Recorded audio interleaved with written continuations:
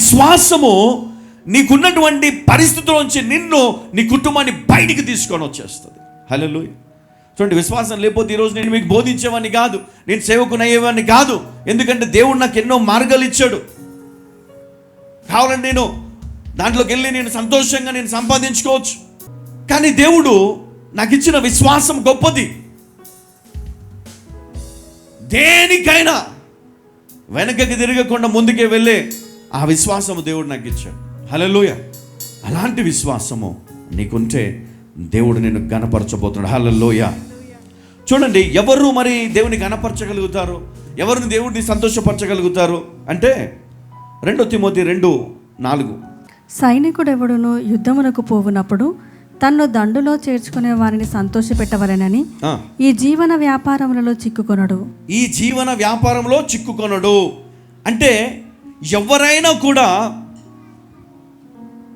దేవుణ్ణి సంతోషపరచాలని కదా. సైనికుడు సైన్యంలోనికి వచ్చేటప్పుడు తను తాను సంతోషపరచుకోవడానికి నేను సైన్యంలోకి వచ్చానని చెప్తాడా?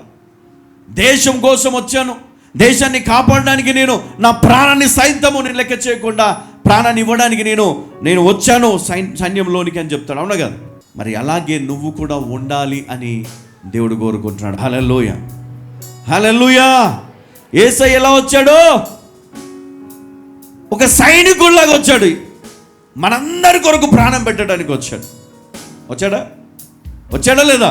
మరి ఈరోజు నీకు అలాంటి హృదయం ఉందా? దేవుని కోసము నీ జీవితాన్ని డబ్బు లెక్క చేయకుండా, నీకున్నటువంటి మరి ఆరోగ్యముగా నీకున్న సమస్తం ఏది కూడా లెక్క చేయకుండా దేవుని మాట నెరవేర్చడము, దేవుని చిత్తము నెరవేర్చడం, దేవుని సంతోషపరిచే వ్యక్తిగా నేను ఉంటాను అన్న వ్యక్తిగా ఒకవేళ నువ్వు నిర్ణయం తీసుకున్నట్లయితే నీవు ధన్యుడవు. దేవుడు నిన్ను బట్టి గొప్ప సంతోషాన్ని కలిగి ఉన్నాడు. హల్లెలూయా. హల్లెలూయా. మరి దేవుని కొరకు ప్రత్యేకించుకున్నవాడు, దేవుని కొరకు ప్రత్యేకించుకుని తన్ను తాను దేవుని కొరకు సమర్పించుకున్నాడు. హల్లెలూయా. మీరు కూడా మీ జీవితంలో దేవుని కోసము మీరు గొప్ప తలంపులు కలిగి ఉండాలా. అప్పుడు దేవుడు సంతోషిస్తాడు. దేవుడు నిన్ను బట్టి ఆయన ఎంతో నెమ్మది కలిగి ఉంటాడు. హల్లెలూయా. హెబ్రీ 13:20-21. గొర్రెల గొప్ప కాపరి అనే యేసు అను మన ప్రభువును నిత్యమైన నిబంధన సంబంధమగు రక్తమును బట్టి మృతులలో నుండి లేపిన సమాధానకర్తయగు దేవుడు యేసుక్రీస్తు ద్వారా తన దృష్టికి అనుకూలమైన దానిని మనలో జరిగించుచు ప్రతి మంచి విషయములోనూ తన చిత్త ప్రకారము చేయుటకు మిమ్మును సిద్ధపరచునుగాక. యేసుక్రీస్తుకు యుగయుగములకు మహిమ కలుగునుగాక. హల్లెలూయా. తన చిత్త ప్రకారము చేయుటకు మిమ్మును సిద్ధపరచునుగాక. తన దృష్టికి అనుకూలమైన దానిని మనలో జరిగించుచు ప్రతి మంచి విషయములోనూ తన చిత్త ప్రకారము చేయుటకు మిమ్మును సిద్ధపరచునుగాక. దేవునికి సంపూర్ణముగా లోబడుట మనం నేర్చుకోవాలంట. మనం ఎప్పుడు దేవుణ్ణి సంతోషపరచగలుగుతామో, ఎప్పుడు దేవుణ్ణి చిత్తాన్ని నెరవేర్చగలుగుతామో మనం సంపూర్ణంగా, అంటే ఎలాంటి కండిషన్స్ లేకుండా మనం పూర్తిగా దేవునికి లోపడాల. దేవా, మరి ఒక్క సంవత్సరం ఆగి డిసెంబర్ 31 వరకు వెయిట్ చేసి నేను మారు మనసు పొందుతాను, నేను అన్నీ విడిచిపెడతాను అని కొంతమంది అంటే రేపు ఎల్లుండి వచ్చే నెల వచ్చే సంవత్సరం అని కథలు చెప్తూ ఉంటారు అనమాట. బ్రదర్ బాప్తిజం తీసుకున్నారా? ఇంకా ఇప్పుడు ఎంత బ్రదర్, నా వయసు జస్ట్ 40 కదా, ఇంకొక 2 సంవత్సరాలు పోయినాక తీసుకుంటాను, అప్పుడే బాప్తిజం తీసుకొని ఎట్లా బ్రదర్ ఇంకా చాలా జీవితం ఉంది అంటారు. మారు మనస్సు, దేవునికి ఇష్టమైన జీవితం, యథార్థమైనటువంటి వ్యక్తి దేవుడు ప్రేమించే వ్యక్తి. కాబట్టి ఆ యథార్థత లేకపోతే సొలొమోనును సైతము దేవుడు ఇష్టపడలేదు. యథార్థత కలిగిన వారంటే దేవునికి చాలా ఇష్టం.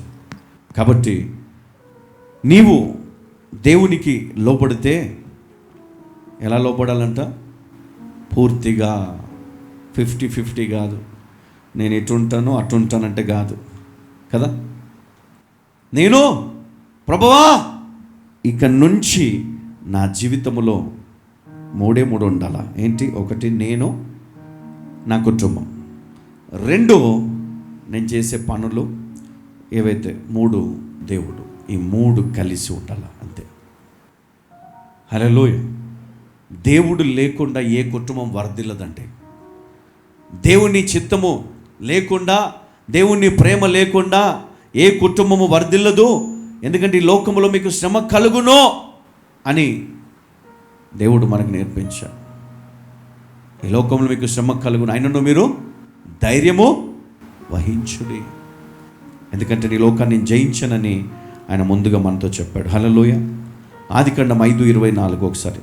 ఇక్కడ దేవునితో నడిచే వ్యక్తిగా నువ్వు ఉండాలి. హానోకు దేవునితో నడిచాడు. హెబ్రీ 11:5 మనం చూసినట్లయితే, అతడు కొనిపోబడకు మునుపు దేవునికి ఇష్టడై ఉండనని సాక్ష్యము ఆయన కలిగి ఉన్నాడు.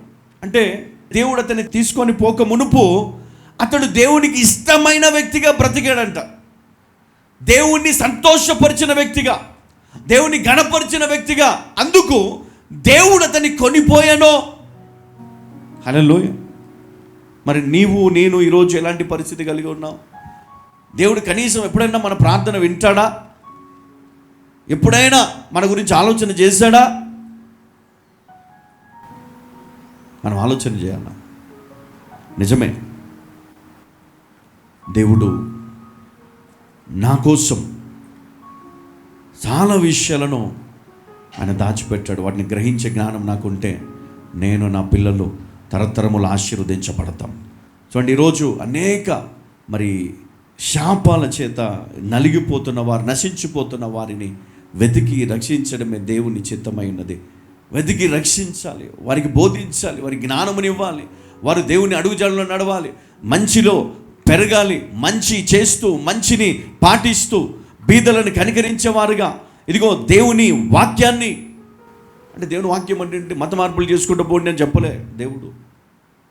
రెచ్చగొట్టుమని చెప్పలేదు, అన్యులను తిట్టుమని చెప్పలేదు, వారి దేవతలను తిట్టుమని చెప్పలేదు. సత్యాన్ని గ్రహించే జ్ఞానము సంపాదించుకోమన్నాడు కదా. కంపారిజన్స్ మనం చేయకూడదు ఎవరితోటి కూడా, ఎందుకంటే నీ దేవుడు ఎవరితోటి సరిసాటి కాదు కదా. కాబట్టి నీవు ఆయనను గణపరిచే వ్యక్తిగా నువ్వు ఉండి, నీవు పూర్తిగా మరి దేవునికి లోబడిన వ్యక్తిగా నువ్వు బ్రతికితే దేవుడు నిన్ను, నీ కుటుంబాన్ని ఆయన ఆదుకుంటాడు, ఆయన పోషిస్తాడు. ఆయన మనకు వాగ్దానము చేశాడు. సామెతలు 16:7 ఒకని ప్రవర్తన యెహోవాకు ప్రీతికరమగునప్పుడు ఆయన వాని శత్రువులను సహా వానికి మిత్రులుగా చేయను. హల్లెలూయా. బ్రదర్, నాకు శత్రువులు ఉన్నారు, నన్ను చంపుతున్నారు బ్రదర్, మా పైన చేతబడి చేశారు బ్రదర్, మా పైన వారు అనేకమైన అబద్ధాలు చెప్తూ మా ఆస్తిని లాక్కుంటున్నారు బ్రదర్, మాకు శత్రువులు ఉన్నారు బ్రదర్ అని మీరు ఒకవేళ అనవచ్చు. ఒకని ప్రవర్తన యెహోవాకు ప్రీతికరమైనప్పుడు అంటే నీ నడత దేవునికి ఇష్టమైనప్పుడు, నీవు దేవునికి లోబడినప్పుడు, నీవు దేవునికి మహిమకరంగా జీవించినప్పుడు దేవుడు ఏం చేస్తాడు? నీ ప్రవర్తనను బట్టి ఆయన నీ శత్రువులను సహా నీకు మిత్రులుగా చేయను. హల్లెలూయా. ఇందును బట్టి నువ్వేం చేయాలా? శత్రువులతో కొట్లాడతావా? రోజు యుద్ధం చేస్తావా? వాడిని మంత్రాలు చేస్తాడు, నువ్వు కూడా పోయి మంత్రాలు చేస్తావా? వాడిని లేపేద్దాం, రివర్స్ మంత్రం చేసి అని చంపేస్తావా? హల్లెలూయా. అలాంటి మత్తులో ఉంటే బయటికి రండి. అది సత్యము కాదు. సత్యం ఒకటే, నీ ప్రవర్తన దేవునికి ప్రీతికరముగా నువ్వు మార్చుకున్నప్పుడు దేవుడు నీ శత్రువులందరినీ నీకు మిత్రులుగా నీ పాదాల దగ్గర తీసుకొస్తాడు. హల్లెలూయా.